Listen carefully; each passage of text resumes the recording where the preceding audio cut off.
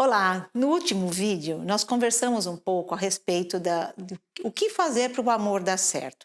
E hoje a gente vai continuar e complementar mais algumas informações a respeito desse último vídeo.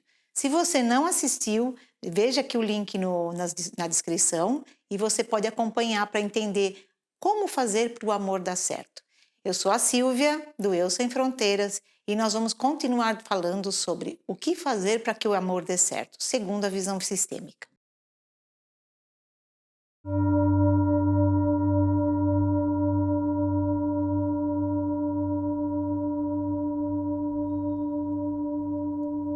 No último vídeo, a gente conversou um pouco sobre a necessidade dos parceiros olharem para aqueles valores que eles trouxeram da família de origem e ponderar e olhar para esses valores com uma maneira reflexiva, conversando, entendendo cada um com o outro qual é a necessidade individual. O que eu posso trazer do meu sistema, o que você traz do seu sistema e como nós vamos chegar a um acordo, a uma concordância com relação a isso. Isso é fundamental para que a gente viva o amor de uma forma mais plena e de uma forma mais feliz e segura. Além do conjunto de valores que a gente traz, como a gente já viu no outro vídeo, também é importante a gente trabalhar a aceitação dessas diferenças, daquilo que é diferente entre eu e o outro, para que isso não traga divergência, para que isso não traga o conflito que é tão comum acontecer ao longo do tempo de uma relação. E vamos conversar um pouco sobre isso então. Entre o casal é preciso que haja flexibilidade e discernimento daquilo que é apropriado trazer para essa nova família e aquilo que não é apropriado trazer para essa nova família do sistema de origem, né? O que para minha família funcionava, mas para você não vai funcionar. O que para sua família funcionava, mas para cá talvez não funcione. Então é muito importante que a gente olhe para esse ponto para poder continuar e fazer com que as coisas fluam de uma maneira mais natural. Um exemplo disso por exemplo, a minha família, as crianças dormem cedo. E na sua família, as crianças tinham total liberdade para dormir a hora que quisessem. Isso pode sim trazer um problema para o casal no futuro, no momento que eles tiverem filhos, porque entrar nesse acordo do que é permitido e que não é permitido para as crianças, como eu vou educar esses filhos, se esse problema da divergência surge já no começo de uma relação, imaginem quando existe um filho nessa história. E isso é muito importante porque tudo que é feito dentro dessa relação vai ter um impacto nos filhos mais para frente. Por isso que a gente sugere essa reflexão, aquilo tudo que nós conversamos no último vídeo sobre a maneira de lidar com esses valores diferentes. Nesse vídeo a gente vai conversar um pouco melhor sobre o certo e o errado.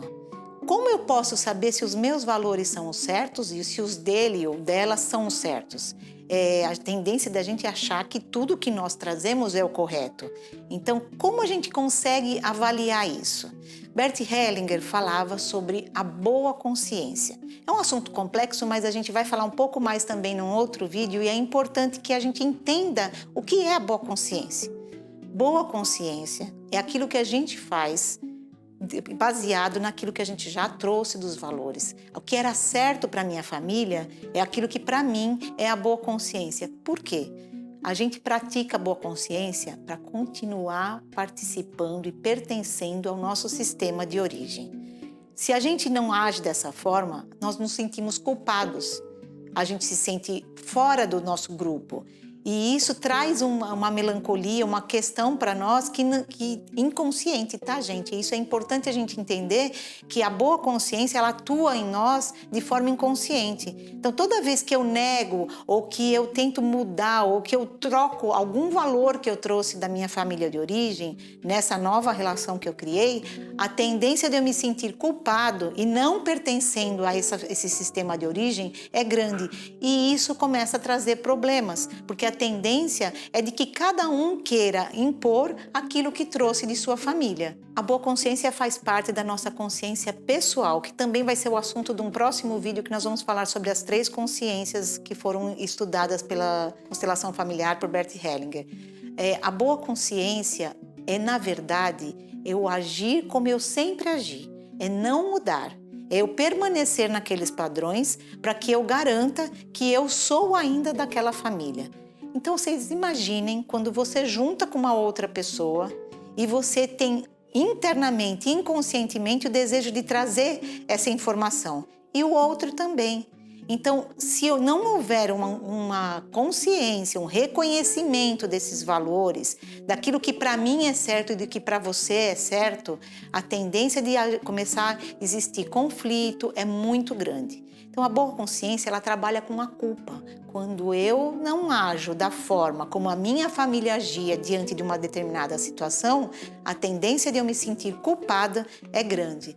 E quando a gente faz isso, quem é que está falando conosco? É o adulto?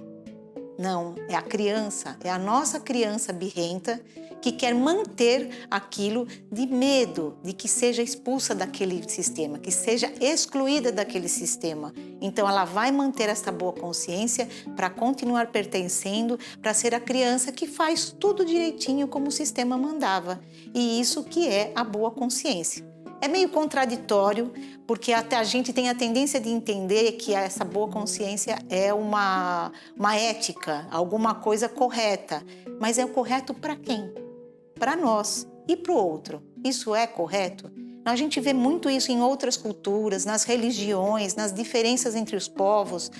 O que é certo para um povo não é certo para o outro. E por isso que a gente vê tanto casamento, às vezes, de pessoas com religiões diferentes, de pessoas que vieram de origens culturais diferentes, se amarem, tentarem formar uma família e às vezes terem conflitos enormes, né, no relacionamento. Então, mesmo que haja o amor, ele não é suficiente para manter um casal unidos, né, e vivendo juntos, se não houver esse entendimento dessa questão.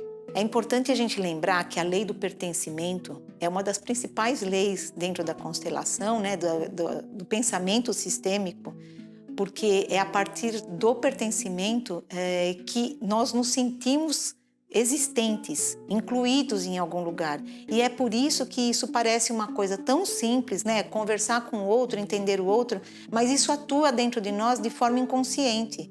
Isso vai rodando dentro de nós de forma inconsciente e a gente fica olhando para o outro como se ele fosse um OVNI, trazendo informações que eu não quero para o meu sistema, que vão me trazer um lugar de culpa, de eu contrariar aquilo que eu aprendi. Então tem a ver com atender a expectativa do que os nossos pais tiveram conosco. Então a gente continua como aquela criancinha que vai continuar fazendo tudo certinho para não receber a bronca do papai e da mamãe. Ao ponto que, quando você assume uma nova relação, você tem que entrar como um adulto. E essa é uma observação que a gente complementa do vídeo anterior que a gente fez. Pense um pouco, quais são os costumes, as ideias ou os valores que você trouxe da sua família de origem e que você percebe que enroscam na sua relação, que trazem alguns conflitos, que trazem discussões e às vezes são coisas tão simples que vão minando essa relação. A gente brinca, fala, é o jeito de colocar o papel higiênico no lugar, é o jeito de guardar uma blusa, o jeito de dobrar uma roupa, até a educação dos filhos. Então são todos pequenos detalhes que a gente tem que observar e observar se aquilo pode ser mudado, se aquilo não pode ser modificado de uma forma que traga equilíbrio da mesma forma, que traga uma harmonia dentro dessa nova família. E mulheres, eu sinto muito em dizer, mas a tendência de trazer com mais força os padrões da origem, da família de origem, é nossa. A gente precisa observar um pouco isso. Quando alguém quer ganhar a razão dentro dessa relação, ela pode até ganhar a razão, mas pode perder a relação. Por isso que o equilíbrio, e é isso que rege os casais, é o equilíbrio do dar e receber, da troca, é tão importante. Então, como a gente faz para que o amor dê certo e para que a gente consiga manter essa relação de uma maneira saudável, equilibrada? É fundamental que se trabalhe a concordância. A concordância dentro dos parâmetros de diálogo, de transparência, de respeito às necessidades do outro, que se olhe exatamente o que é possível trazer para dentro do nosso novo sistema, que ideia sua, que costume seu, que hábito familiar, que maneira de educar os filhos é a mais adequada, sempre através desse diálogo, porque é a partir disso que dois adultos começam a se relacionar, que o amor pode dar certo e que essa nova família, esse novo núcleo tem prosperidade que pode seguir adiante. A concordância, ela implica nessa visão flexível das coisas, né? De olhar o mundo, né? De entender que as coisas podem ganhar um novo caminho, um novo trajeto, e que não é porque ele é novo que ele é errado, mas é apenas uma nova forma de se fazer, ao contrário da aceitação. Porque o que a gente vê é que existem pessoas que entram numa relação aceitando de uma maneira submissa aquilo que é imposto pelo outro sistema. Então, acaba aceitando porque tem uma série de carências, uma série de problemas, e acredita que fazendo desta forma, aceitando da forma como vem, ela garante que aquilo vai sobreviver, que aquilo vai ter continuidade e que vai dar certo. Aceitação pressupõe silêncio, pressupõe que você está se subjugando à opinião do outro. E não é um repartir, mas sim é um deixar que alguém imponha uma ideia. E é isso que tem que ser tomado o cuidado de olhar para a concordância e não para a aceitação, porque a aceitação pura e simples não garante que o amor dê certo. Um outro aspecto importante da gente avaliar também com relação a essa forma de a gente ir entrando em acordo, né, com o parceiro ou com a parceira, é olhar mais para frente para os filhos. Eu dei o exemplo aqui da educação do filho que vai dormir cedo ou vai dormir tarde e o impacto que isso pode ter junto com o casal. Mas é fundamental olhar para isso de uma outra forma. A concordância entre o casal vai ter um impacto na maneira como os filhos vão olhar para a vida, no caminho que esses filhos vão tomar para a vida. E a gente vai falar um pouco mais disso no próximo vídeo, mas observe quais são as teimosias, que a gente está colocando numa relação com relação a isso, porque isso vai, com certeza, de alguma maneira, impactar na visão dos nossos filhos para com o mundo, para o amor e para a forma como ele vai viver dali adiante. Por isso que as constelações olham para esse lado, olhando aquilo que foi atrás, como foi o amor dos nossos pais, como foi o nosso amor, os nossos filhos vão poder criar uma outra forma.